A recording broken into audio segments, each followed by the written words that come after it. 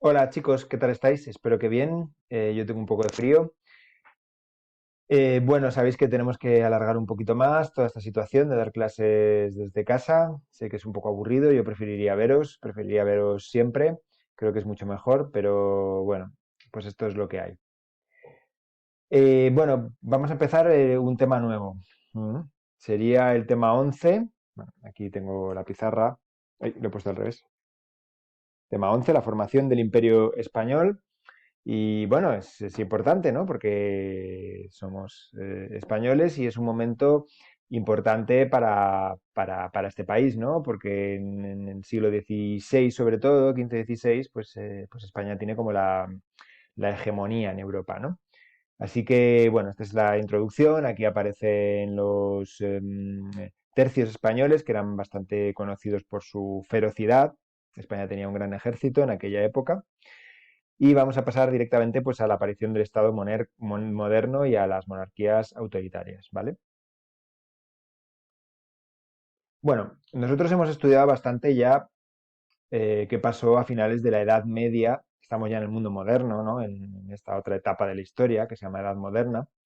Y hemos visto cómo a finales de la Edad Media,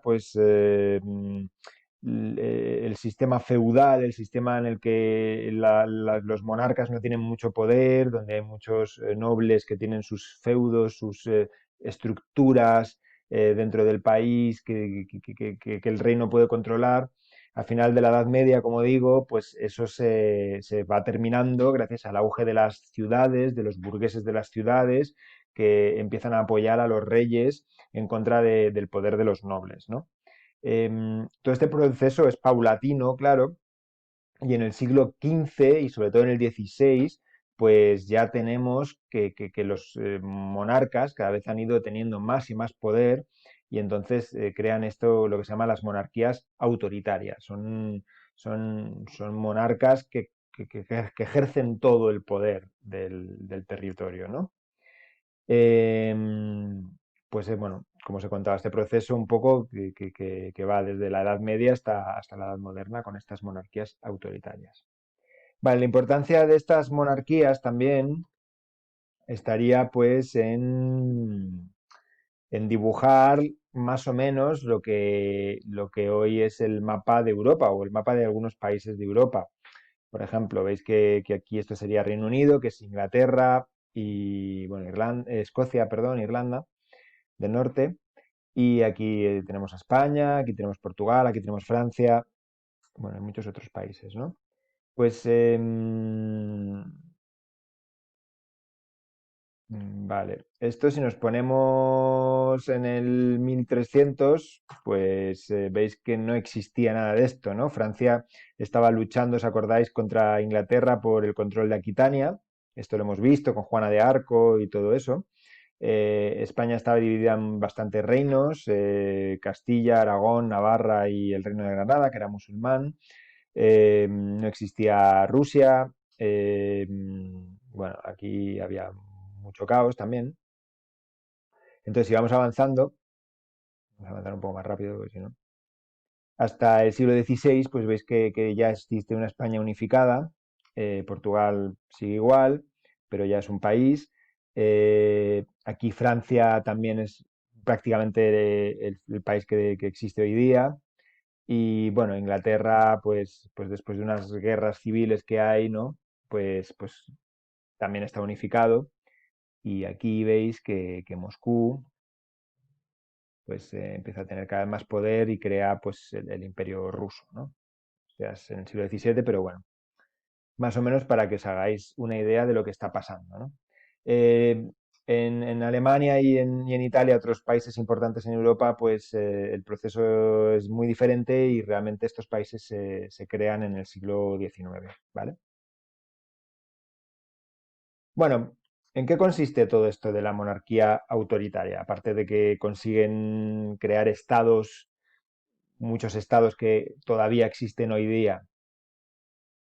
Pues bueno, eh, como os he contado, los reyes ponen fin a las guerras entre los nobles por el control y se imponen, ¿no? Entonces controlan la nobleza. La nobleza ya no tiene tanta importancia. Tú no puedes vivir en tu castillo y mantener el poder aparte del rey. El rey es realmente el que tiene el poder, ¿no?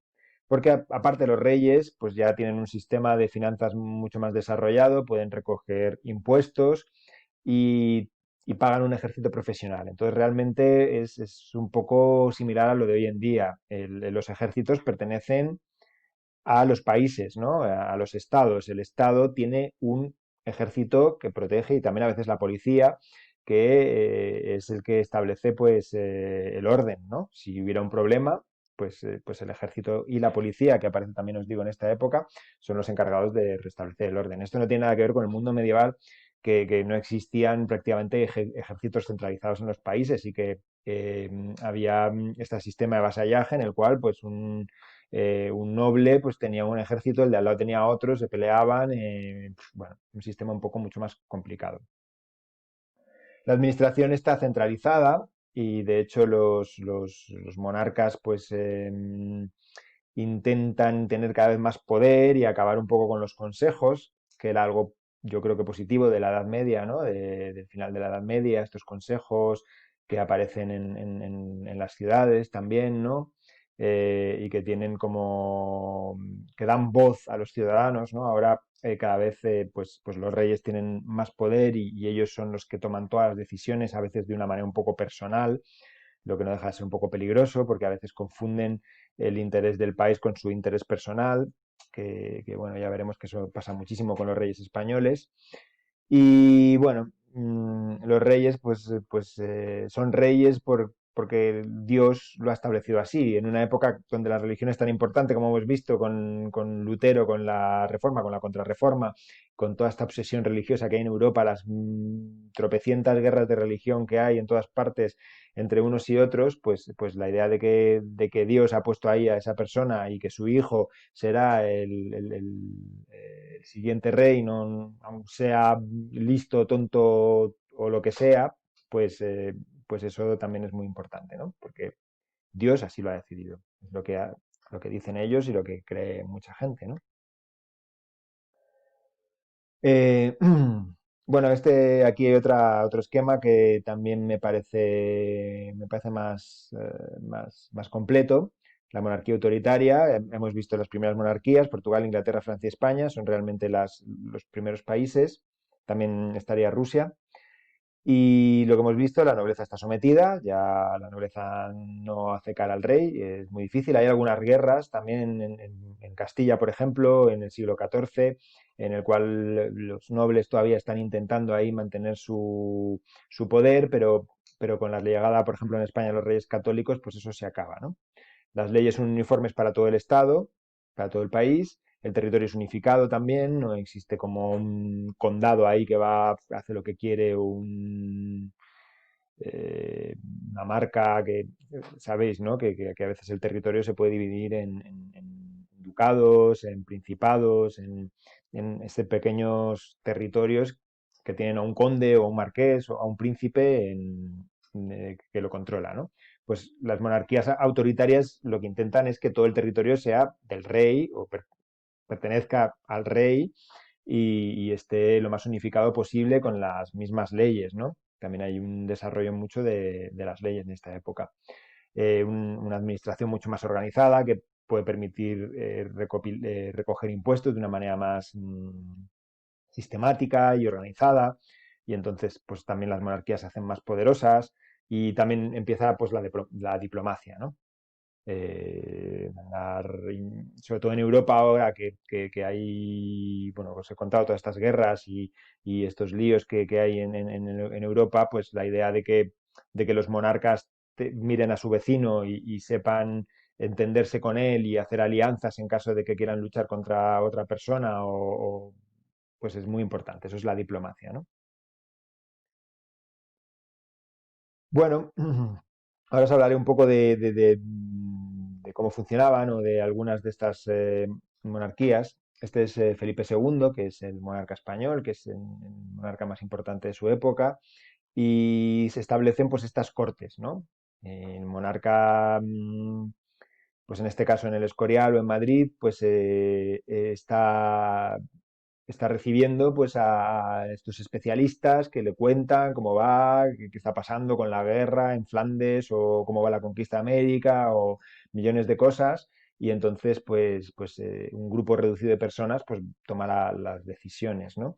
Y todas esas personas que rodean al rey, pues se llama la corte, son cortesanos. Y en esta época, pues se desarrolla pues todo esto que a lo mejor hemos visto en las películas de intrigas, las cortes, la manipulación un poco psicológica. Eh, los cortesanos tienen un código de conducta que incluso hoy en día, pues a veces mantenemos, ¿no? En el sentido de no decir las cosas tan directamente, ser un poco manipuladores y bueno, era la forma que tenían ellos de sobrevivir. No, ya se había acabado la Edad Media y no era como vengo yo y saco mi espada y te corto la cabeza. No, aquí se trata de un sistema un poco más complejo y más refinado y un poco más perverso a lo mejor. No sé si entendéis lo que quiero decir, pero bueno, el caso es que existen estas cortes alrededor de los monarcas en toda Europa, ¿no? Que son los que toman las decisiones y donde están los nobles. Si un noble quiere realmente ser importante, tiene que ir a la corte de Madrid, por ejemplo, si fuera español, porque no se va a quedar en su castillo ahí en Valladolid porque no pinta nada. Tiene que ir y estar cerca del rey, que es el que realmente tiene todo el poder, ¿vale? O sea, en este castillo no. Ahora tienen que estar en Madrid, que será con Felipe II la nueva capital del Imperio Español, ¿no? Este es un esquema de Madrid, bueno, sí, de esta época del siglo XVI. Pues otra vez más los cortesanos, lo que os he dicho, todas estas intrigas, la religión siempre es muy importante en esta época de guerras religiosas y de fe absoluta, ¿no? Como os he contado, pues los reyes crean un ejército, esto sería la Santa Hermandad, que ya veremos que crean los reyes católicos, ejército y policía, ¿no? Dicen que es la primera policía de Europa. Y bueno, así pasa un poco pues con todos, con estos países que surgen. Esto es un mapa de Londres en el siglo XVI, ¿no? Que veis un poco que era muy pequeño en comparación con cómo es Londres hoy en día, que es una de las ciudades más grandes de Europa. Este es el castillo de Enrique VIII. Y bueno, Enrique VIII creo que os hablé de él el otro día, ¿no? Porque Enrique VIII es el que funda el anglicanismo, esta religión que se separa de Roma y lo hace porque el Papa no le permite separarse de su primera mujer. Bueno, pues Enrique VIII tuvo como 7 mujeres, ya le cogió el gusto esto de separarse y volver a casarse, incluso alguna fue decapitada. Como no tenían hijos, pues iba casándose con otras a ver si conseguía tener hijos, ¿no? La culpa siempre era de la mujer en este caso, ¿no? O si le eran infieles, las mataba directamente. Bueno, Enrique VIII era un personaje bastante interesante. Lisboa, con Enrique el Navegante, que hemos hablado de él también, el que empieza a pagar a los descubridores portugueses, ¿no? Pues es, todo está pasando a la vez, siempre en la historia pasa a la vez. Lo hemos separado un poco en la época de los descubrimientos, la guerra de las religiones, pero en realidad todo está pasando a la vez. Las monarquías se están creando, los descubrimientos, la conquista de América. Y bueno, esto sería París, que también en esta época pues se consolida como la capital de Francia. No sé si habéis estado alguna vez en París, este es el Sena, esto es lo que se llama la Ile de France o algo así, la isla de Francia, donde está Notre Dame. Y, y bueno, con su rey, que es el primer Borbón, que es Enrique IV de Navarra, ¿vale? Y claramente España, pues con los reyes católicos, de los que hablaremos en el próximo vídeo. ¿Sí? Bueno, pues creo que os ha quedado más o menos claro. Si tenéis alguna duda me lo preguntáis. Pero bueno, es bastante fácil. En el libro, si lo leéis, son 3 cosas y bueno, quiero que entendáis un poco en este momento de la historia. ¿De acuerdo? 14 minutos. No sé si habéis llegado hasta aquí, a lo mejor lo habéis terminado de ver antes. Bueno, vamos hablando y sabéis que la semana que viene tenéis exámenes, ¿vale? Venga, un saludo y hasta pronto.